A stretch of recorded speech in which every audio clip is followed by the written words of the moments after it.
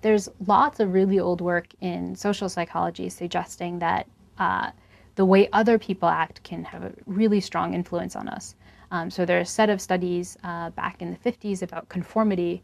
So they typically go something like this. You're in a big group of people, you're asked to make a decision about something really arbitrary that you should know, like, which line is longer, this line or this line. And what you're faced with is a group of people who are all saying the incorrect answer. And what you find is that a striking number of subjects won't go against what the group norm is suggesting, sometimes so strongly that it actually override what you actually thought yourself.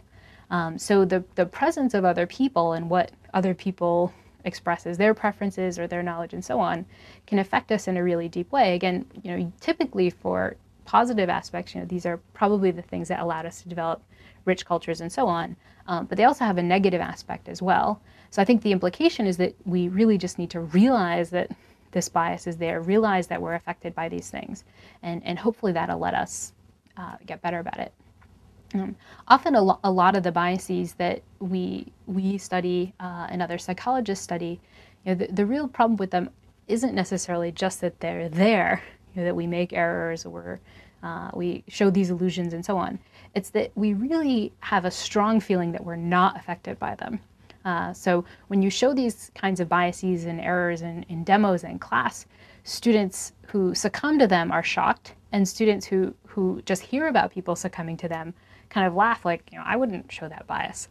So I think one of the big problems with this work is actually convincing people, no, you will fall prey to these things even though it really feels like you won't. So the hope is that the monkey work shows that, if these biases are really that old, maybe they're more powerful than we thought. Maybe we really should pay attention to how they're affecting our behavior.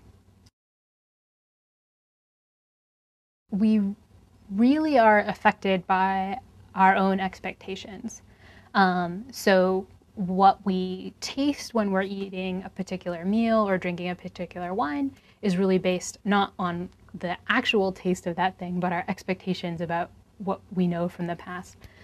So there's a series of studies in the economics literature showing that if you think a wine is actually worth $100, but it's really worth $10, it actually tastes differently to you based on your expectation, because you know something about the fact that, or you like to think that $100 wines taste better than $10 wines, so they wouldn't charge that much and so on. So our expectations actually shape the way we experience things, not just kind of what we expect, but our real subjective experiences. So the realizing that perhaps can actually allow you to focus more on your subjective experience and maybe overcome that bias down the line. The information we pay attention to tends to be very local, and it tends to be very relative. And that can, a lot of times our decisions are so based on that it forces us to ignore really relevant historic data. So one of my favorite examples of this is that people typically invest more in bonds than they should for their rate of return, that they should be investing more in stocks. Because if you look historically over the last 100 years, there's on average about a 7% extra boost that you get to your investment by investing in stocks rather than bonds. However, people don't pay attention to investments over 100 years. They look locally, and stocks have the unfortunate thing is that they often go up, but they're very volatile. So sometimes you see that the stock goes into the red, and that's an extremely salient but very local and very relative situation, yet it affects our behavior a lot.